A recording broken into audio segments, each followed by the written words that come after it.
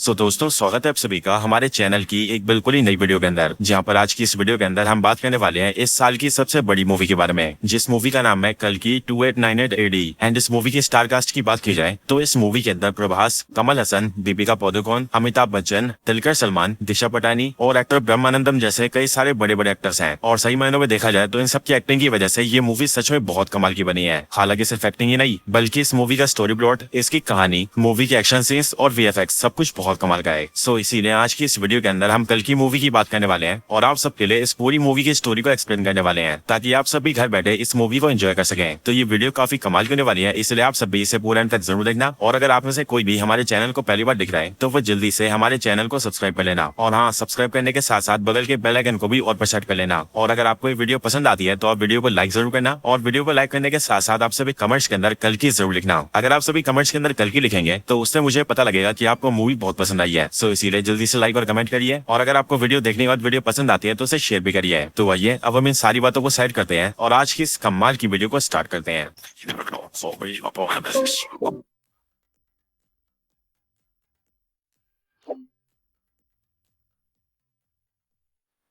तो कल्कि मूवी की स्टार्टिंग होती है आज से कई हजार साल पहले से, बिल्कुल उस टाइम से जिस टाइम पर महाभारत का वॉर चल रहा था। और इसीलिए महाभारत के वॉर के अंदर हम ये देखते हैं कि पांडवों की सेना ने कौरवों की सेना को हरा दिया होता है। इसीलिए अश्वत्थामा को छोड़कर बाकी सारे लोग मारे जाते हैं। एंड यहीं पर हम ये देखते हैं कि महाभारत के टाइम में अश्वत्थामा और कोई नहीं बल्कि अमिताभ बच्चन होते हैं। वॉर के अंदर अश्वत्थामा जब ये देखते हैं कि पांडवों ने न सिर्फ उनके सारे दोस्तों कौरवों को मार दिया है, बल्कि उसके साथ ही पांडवों ने मिलकर उनके फादर द्रोणाचार्य को भी मार दिया है। और इसीलिए ये सारी चीजें देखकर अश्वत्थामा को बहुत गुस्सा आता है एंड वो सीधा ब्रह्मास्त्र को समन करता है। और क्योंकि इस टाइम पर अर्जुन के बेटे अभिमन्यु की वाइफ प्रेग्नेंट होती है, इसीलिए अश्वत्थामा अपने ब्रह्मास्त्र से सीधा उस पर अटैक करता है। जिसके बाद ही अभिमन्यु की वाइफ के पेट में जो बच्चा होता है वो ब्रह्मास्त्र के अटैक से मारा जाता है। अब इस चीज को भगवान श्री कृष्ण देखते हैं एंड इसीलिए इस चीज को देखकर लॉर्ड कृष्ण को बहुत गुस्सा आता है। और इसीलिए पहले तो वो अश्वत्थामा को काफी बीट करते हैं एंड फिर उसके बाद ही वो अश्वत्थामा को श्राप देते हैं कि अब उसे ना चाहते हुए भी जिंदा रहना पड़ेगा। और वो बेशक से मरने की भीख मांगेगा, लेकिन तब भी वो जिंदा रहेगा। और जब तक पूरा कलयुग खत्म नहीं होता तब तक उसकी सांसें चलेंगी। लेकिन श्राप मिलने के बाद अश्वत्थामा को ये रियलाइज होता है कि उसने बहुत ही बड़ी गलती कर दी है एंड इसीलिए वो लॉर्ड कृष्णा से कहता है कि अब वो अपनी गलती समझ चुका है, इसीलिए वो पश्चाताप करना चाहता है। और फिर ये सुनकर ही लॉर्ड कृष्णा उसे पश्चाताप करने का मौका देते हैं। यहीं पर ही लॉर्ड कृष्णा अश्वत्थामा को बताते हैं कि अब आने वाला जो युग है वो है कलयुग, और उसी कलयुग के अंदर कली होगा जो कि एक बहुत ही पावरफुल डीमन होगा और वो दुनिया को बर्बाद करके रख देगा। लेकिन फिर उसी को मारने के लिए भगवान श्री कृष्ण जन्म लेंगे, वो भी कल्कि अवतार के अंदर। लेकिन हाँ, जब कल्कि अवतार जिस माता के जरिए जन्म ले रहे होंगे, कल्कि उसी माता को जन्म लेने से रोकेगा ताकि कल्कि का जन्म ना हो सके। और इसीलिए उसी टाइम पर अश्वत्थामा को उनकी मदद करनी होगी और ये मेक श्योर करना होगा कि कल्कि अवतार का जन्म हो। अब ये सब होने के बाद ही 6000 साल बीत जाते हैं और 6000 साल बीतने के बाद ही कहानी प्रेजेंट में आती है। कहानी के प्रेजेंट टाइम में आने के साथ ही हम ये देखते हैं कि महाभारत वॉर के खत्म होने के साथ ही कलयुग की शुरुआत हो गई थी। और इसीलिए इस कलयुग के अंदर जितने भी लोगों ने जन्म लिया है उन सभी लोगों ने खुद को काफी ज्यादा इवॉल्व किया, वो काफी ज्यादा डेवलप हुए और उन्होंने बहुत ही एडवांस टेक्नोलॉजी भी बना ली। और सिर्फ यही नहीं बल्कि अपने अपने बचाव के लिए उन सब ने काफी पावरफुल और एडवांस वेपन्स भी क्रिएट किए। लेकिन अब क्योंकि कलयुग के इंसानों के अंदर बहुत ज्यादा गुस्सा और नफरत है, इसीलिए अपने गुस्से और नफरत के चलते वो सब आपस में लड़ने लगे, जिसके रिजल्ट में उन सबके बीच वॉर छिड़ गई। एंड उन सारी वॉर्स के अंदर उन्होंने न सिर्फ एक दूसरे को मारा,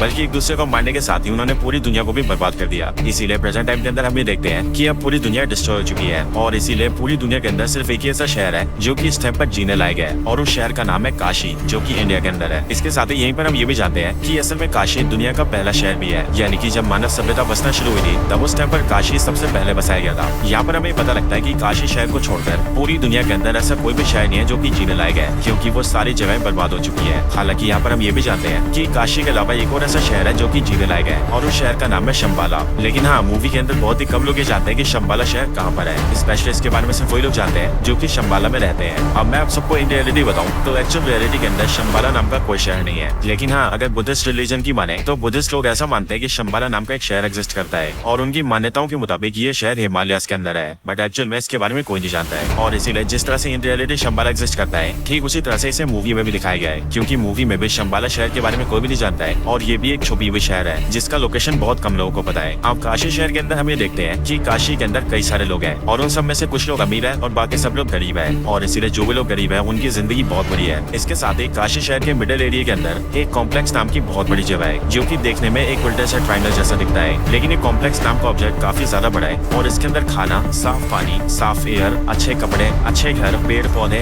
साफ नदियाँ, साफ जंगल और इस तरह की सारी चीजें हैं। एंड इसीलिए जो भी अमीर लोग हैं वो सब लोग इसके अंदर रहते हैं। हालांकि इस कॉम्प्लेक्स को काफी सिस्टमैटिकली तरीके से चला जाता है और जो इस पूरे कॉम्प्लेक्स को रूल करता है उसे सुप्रीम कहा जाता है। पूरा नाम कहता है सुप्रीम यास्किन। अब ये जो सुप्रीम यास्किन है ये ना सिर्फ पूरे कॉम्प्लेक्स को रूल करता है बल्कि इसके साथ ही सब कुछ को मैनेज करने के लिए इसके पास खुद की आर्मी भी है, जिस आर्मी के सोल्जर्स इसके कहने पर सारे काम करते हैं। और इन सारी आर्मी को मैनेज करने के लिए इसके पास एक कमांडर भी है जो कमांडर ही आर्मी को ऑर्डर्स देता है। इसके साथ ही हम ये भी जानते हैं कि पूरे कॉम्प्लेक्स से लेकर पूरे काशी शहर के अंदर कोई डॉलर या फिर रुपीज जैसी करेंसी नहीं चलती, बल्कि यहाँ पर जो चलता है उसे यूनिट्स कहते हैं और ये यूनिट्स ही यहाँ के पैसे के बराबर है। और इसीलिए जो भी रिच आदमी इस कॉम्प्लेक्स के अंदर रहना चाहता है उसे यहाँ पर आने के लिए 1 मिलियन यूनिट्स देने पड़ते हैं। यानी कि सिंपली 1 मिलियन यूनिट्स दीजिए और फिर उसके बाद से आप कॉम्प्लेक्स के अंदर रह सकते हैं। लेकिन 1 बिलियन यूनिट्स का मतलब है 10 लाख यूनिट्स और इतने ज्यादा यूनिट्स किसी गरीब आदमी के पास नहीं है, इसीलिए वो सबको कॉम्प्लेक्स के बाहर रहना पड़ता है। लेकिन हाँ, वो सब भी कॉम्प्लेक्स के अंदर जाने का सपना जरूर देखते हैं। अब इसके बाद ये एंट्री होती है हमारी मूवी के मेन हीरो की, यानी कि रेबल स्टार प्रभास की, जिनके कैरेक्टर का इस मूवी के अंदर नाम है भैरवा। भैरवा की एंट्री होने के साथ ही हम ये जानते हैं कि भैरवा काशी शहर के अंदर ही रहता है। लेकिन हाँ, भैरवा की कोई फैमिली नहीं है, ना ही उसके मदर और फादर है और ना ही भाई बहन है, एंड इसीलिए भैरवा अकेला अपनी जिंदगी बिताता है। लेकिन इसके साथ ही हम ये भी जानते हैं कि भैरवा काफी अच्छा फाइटर है और वो लड़ने के बहुत सारे तरीके जानता है। अब वैसे देखा जाए तो साउथ इंडियन फिल्मों के जितने भी हीरो होते हैं वो सब लड़ने में तो वैसे एक्सपर्ट होते हैं, इसीलिए यहाँ पर भैरवा यानी कि प्रभास भी बाकियों से काफी पावरफुल है। हालांकि इसके साथ ही हम ये भी देखते हैं कि भैरवा एक काफी अच्छा इंसान है। लेकिन हाँ, भैरवा का भी ये सपना है कि वो एक दिन कॉम्प्लेक्स के अंदर जाए और वहाँ जाकर एक मजे की जिंदगी बिताए। लेकिन हाँ, अब क्योंकि कॉम्प्लेक्स के अंदर जाने के लिए 1 मिलियन यूनिट्स देने पड़ते हैं, इसीलिए भैरवा अब तक कॉम्प्लेक्स के अंदर नहीं जा पाया है क्योंकि उसके पास इतने यूनिट्स ही नहीं है। और इतने सारे यूनिट्स तो क्या, बल्कि उसके पास कुछ भी नहीं है, इसीलिए वो दूसरों से यूनिट्स मांग के उधारी पे जीता है और टाइम से किसी का भी उधार नहीं चुकाता है। हालांकि एक दिन हम ये देखते हैं कि काशी के अंदर शंबाला का एक स्पाई घुस जाता है और इसीलिए उसे कई सारे गुंडे पकड़ रहे होते हैं, क्योंकि शंबाला से जो भी लोग आते हैं या फिर स्पाई आते हैं उन सबको पकड़कर अगर कॉम्प्लेक्स को सौंपा जाए तो कॉम्प्लेक्स के सोल्जर्स का कमांडर उस आदमी को काफी बड़ी बाउंटी देता है, मतलब कि काफी बड़ा इनाम देता है। और इसलिए यहाँ पर जैसी भैरवा उस स्पाई को देखता है वैसे वो सारे गुंडों से फाइट करता है और उन सबको बीट करके शंबाला के स्पाई को पकड़ लेता है। हालांकि उससे पकड़ने के बाद ही भैरवा को पता लगता है कि असल में शंबाला का वो स्पाई एक आम आदमी है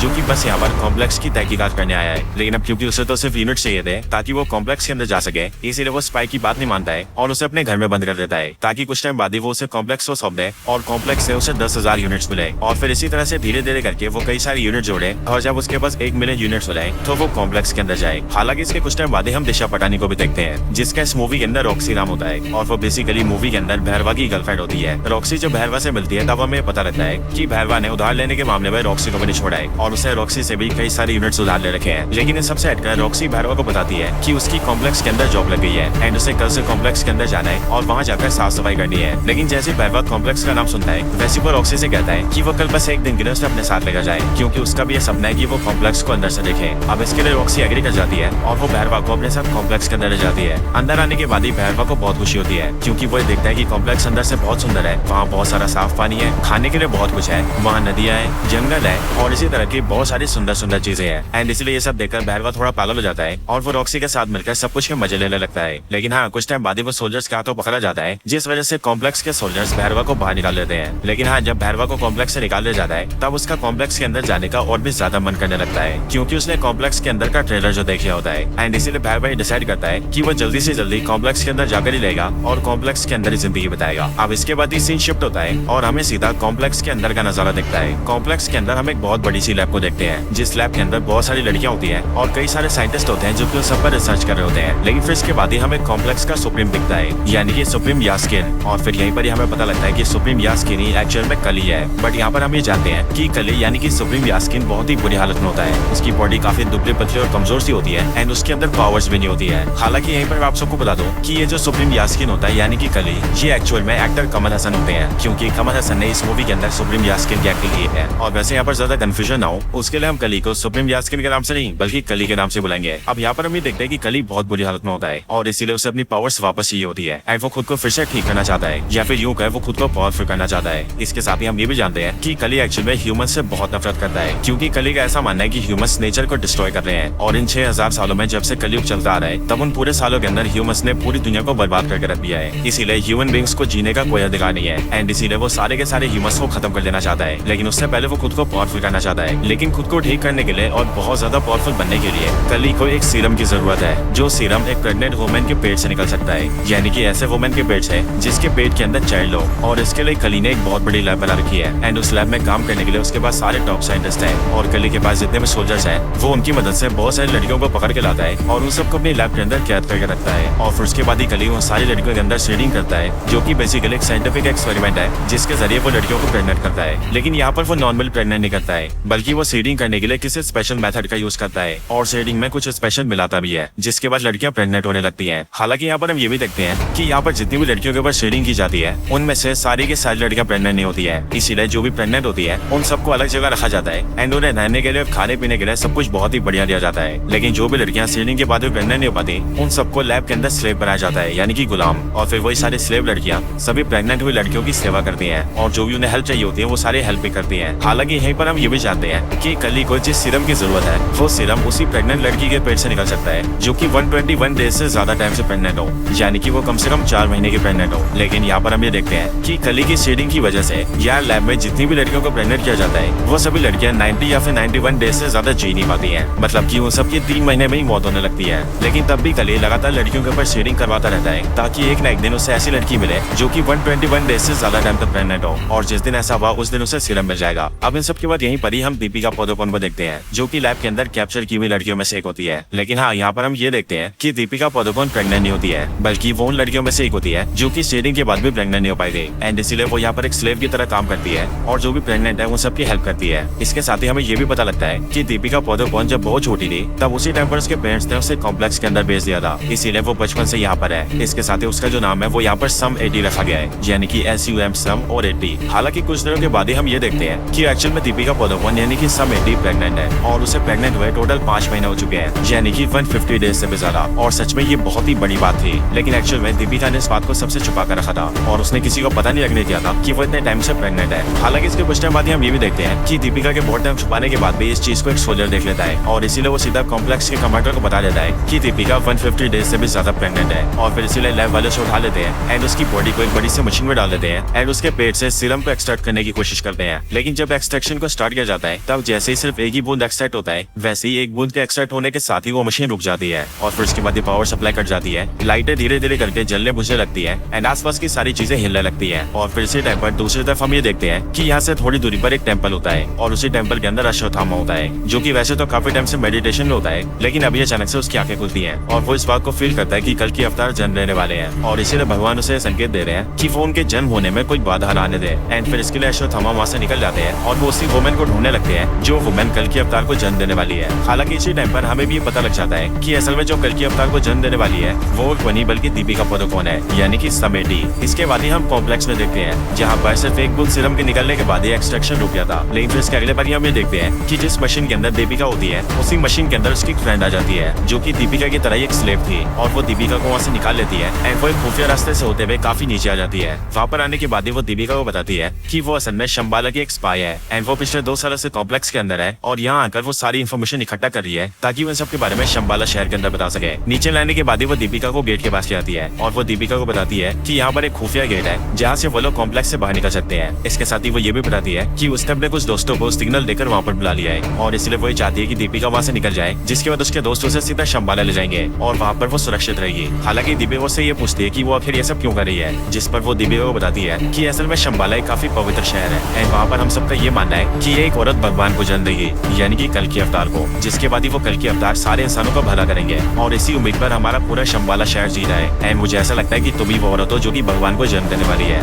इसीलिए मेरा कर्तव्य है कि मैं तुम्हारी जान बचाऊं। इसके बाद वो दीपिका से कहती है कि वो यहाँ से बाहर निकल जाए और उसके पीछे सोल्जर्स आए, इसीलिए उन्हें रोकने के लिए वो यहाँ पर रुकेगी। ये सुनकर दीपिका वहाँ से बाहर आ जाती है और बाहर आने के बाद ही वो देखती है कि उसके सामने शंबाला के 3 और एजेंट्स होते हैं जो कि दीपिका को ले जाने के लिए एक बड़ी सी गाड़ी लेकर आए होते हैं। वो तीनों जल्दी से दीपिका को बिठाते हैं और उसे लेकर वहाँ से निकल जाते हैं और जल्दी से जल्दी शंबाला पहुंचने की कोशिश करते हैं। हालांकि इसके बाद ही हम कॉम्प्लेक्स में ही देखते हैं कि कमांडर को पता लग जाता है कि सम 80 वहाँ से निकल चुकी है और इसीलिए वो अपने सारे सोल्जर्स को उसके पीछे लगाता है। सबसे ही कहता है कि वो उसे पकड़ कर लेकर आए। इसके साथ ही वो शहर के अंदर भी अनाउंस कर देता है कि जो भी सम 80 को पकड़ कर लाएगा उसे इनाम के तौर पर 5 मिलियन यूनिट्स मिलेंगे। एंड इसलिए यहाँ पर हम ये देखते हैं कि इस वाले ऑफर को भैरवा भी देखता है और इसलिए वो सोचता है कि अगर उसने सम 80 को पकड़ लिया तो उसे 5 मिलियन यूनिट्स मिलेंगे एंड देन उसके बाद वो बड़े आराम से कॉम्प्लेक्स के अंदर जा पाएगा और इसलिए वो भी दीपिका की यानी कि सम 80 की तलाश में निकल जाता है। इधर जो 3 लोग दीपिका को शंबाला लेकर जा रहे थे हम उनके बारे में भी जानते हैं एंड यहाँ पर हमें पता लगता है कि इनके नाम वीरान और कायरा होते हैं एंड इन दोनों के साथ इनका एक और साथी होता है। और यहाँ पर हम ये भी देखते हैं कि यहाँ पर कायरा दीपिका से उसका नाम पूछती है, जिस पर वो उसे बताती है कि उसका नाम सम 80 है, पर फिर वो दीपिका से कहती है कि उसे उसका नाम सम 80 नहीं रखना चाहिए बल्कि इससे सबसे बढ़िया उसे उसका नाम सुमति रखना चाहिए। और फिर यहीं से हम ये देखते हैं कि दीपिका अपना नाम समिति नहीं बल्कि सुमति रख लेती है। हालांकि इसके कुछ टाइम बाद हम ये देखते हैं कि कॉम्प्लेक्स के सोल्जर इन्हें ढूंढ लेते हैं और इसीलिए वो लोग इन पर अटैक कर देते हैं और सुमति को वहाँ से ले जाने की कोशिश करते हैं। पर फिर उसी टाइम पर यहाँ पर एंट्री होती है अश्वत्थामा की, यानी कि अमिताभ बच्चन की, जो कि यहाँ पर जैसे आते हैं वैसे वो सारे सोल्जर्स को बीट कर लेते हैं और ये सबको पेल पाल के वो सुमति को बचा लेते हैं। एंड वो सुमति से ये भी कहते हैं कि अब से वही उसकी हिफाजत करेंगे क्योंकि वो बहुत ही जल्दी भगवान को जन्म देने वाली है। हालांकि इसके कुछ टाइम बाद हम ये देखते हैं कि वहाँ पर भैरवा भी आ जाता है जिसने की सुमति को ढूंढ लिया होता है और इसीलिए यहाँ पर आने के बाद ही वो सुमति को ले जाने की कोशिश करता है, जिस वजह से भैरवा और अश्वत्थामा दोनों के बीच फाइट होती है। एंड इसी फाइट में अश्वत्थामा भैरवा को पटक देता है और उसे बुरी तरह से हरा देता है, जिसके बाद वो सब लोग सुमति को लेकर सीधा शंबाला निकल जाते हैं। इधर दूसरी साइड जैसी कमांडर को पता लगता है कि सोल्जर्स को सुमति मिली थी, वैसे वो अपने कई और सोल्जर्स के साथ मिलकर सीधा उसी जगह पर आ जाता है जहाँ पर भैरवा और अश्वत्थामा की फाइट हुई थी। लेकिन वहाँ पर आने के बाद ही वही देखता है कि वहाँ पर उसके सारे सोल्जर्स की लाशें पड़ी हैं। इसके साथ ही वहाँ पर भैरवा भी पड़ा हुआ है जो कि अश्वत्थामा से फाइट हार गया था। यहाँ पर कमांडर भैरवा को अरेस्ट करने का ऑर्डर देता है, इसीलिए सोल्जर्स भैरवा को अरेस्ट कर लेते हैं। लेकिन अरेस्ट होने के बाद ही भैरवा कमांडर से कहता है कि जब वो लोग सुमति को ऐसे लेकर जा रहे थे तब उसने ये सुना था कि वो लोग शंबाला जा रहे हैं और कोई भी नहीं जानता कि शंबाला कहाँ पर है, लेकिन वो अकेला ऐसा इंसान है जो कि शंबाला जा सकता है। इसीलिए अगर कमांडर उसे सिर्फ एक मौका देंगे तो वो उनके लिए सुमति को ले आएगा। ये सुनकर कमांडर एग्री कर जाते हैं और वो भैरवा को एक मौका देते हैं और वो उससे कहते हैं कि अगर वो सुमति को शंबाला से लेकर आ गया तो फिर उसके बाद वो खुद ही उसे कॉम्प्लेक्स के अंदर एंट्री देंगे एंड फिर उसके बाद से वो कॉम्प्लेक्स के अंदर बड़े आराम से रह पाएगा। अब इसके बाद ही भैरवा सीधा अपने घर आता है और घर आकर शंबाला के उस स्पाई को आजाद कर देता है जिसे उसने आज से काफी टाइम पहले पकड़ा था। हालांकि इसे आजाद करने के बाद ही भैरवा से ट्रैप में फंसाता है क्योंकि भैरवा उससे कहता है कि अब कॉम्प्लेक्स वाले उसे कभी भी कॉम्प्लेक्स के अंदर एंट्री नहीं देंगे और इसीलिए उसे किसी को पकड़ने का कोई फायदा नहीं है एंड इसीलिए वो इसे इस टाइम पर आजाद कर रहा है। पर ये बात सुनकर शंबाला का जो स्पाई होता है वो भैरवा से कहता है कि उसे कॉम्प्लेक्स के अंदर जाने की ज्यादा सोचनी भी नहीं चाहिए, बल्कि इसकी वजह उसे उसके साथ शंबाला जाना चाहिए जो कि वैसे ही काफी सुंदर शहर है और वहाँ पर उनके साथ जाकर उसे अच्छाई का साथ देना चाहिए क्योंकि कॉम्प्लेक्स वाले बहुत ही बुरे इंसान है। ये सुनकर भैरवा एग्री कर जाता है क्योंकि एक्चुअल में ये उसके प्लान का हिस्सा होता है और फिर वो शंबाला के उस स्पाई के साथ सीधा शंबाला जाता है एंड शंबाला के अंदर आते ही वो शंबाला के स्पाई को यानी कि अपने साथी को बेहोश कर देता है और फिर वो उसे धोखा देकर सीधा सुमति के पास जाता है और वो सीधा अश्वत्थामा का रूप ले लेता है और अश्वत्थामा के रूप में आकर वो सुमति को अपने साथ ले जाने लगता है। लेकिन बाहर आते उसे अश्वत्थामा घेर लेता है, जिसके बाद ही भैरवा और अश्वत्थामा के बीच एक और फाइट होती है। लेकिन अब क्योंकि भैरवा इस बार तैयारी करके आता है इसलिए वो अश्वत्थामा को काफी अच्छी टक्कर लेता है। लेकिन इन दोनों के फाइट के दौरान ही हम ये देखते हैं कि शंबाला के पास कॉम्प्लेक्स का कमांडर अपने बहुत सारे सोल्जर्स के साथ आ जाता है और वो सीधा शंबाला पर अटैक करके अंदर घुस जाता है, जिसके बाद शंबाला के सारे सोल्जर्स भी इकट्ठा होते हैं और फिर शंबाला के सोल्जर्स और कॉम्प्लेक्स के सोल्जर्स दोनों के बीच फाइट होती है और यहाँ पर हम एक बहुत ही बड़ी वॉर को देखते हैं। लेकिन इस वॉर के अंदर कमांडर अपने सोल्जर्स के साथ मिलकर शंबाला के सारे सोल्जर्स को बहुत बुरी तरह से मारा होता है। इस टाइम पर हमें ये भी पता लगता है कि असल में अश्वत्थामा के हाथ में जो हथियार है वो एक्चुअल में उसका नहीं बल्कि कर्ण का हथियार है एंड इसलिए यहाँ पर अश्वत्थामा के हाथ में जो हथियार होता है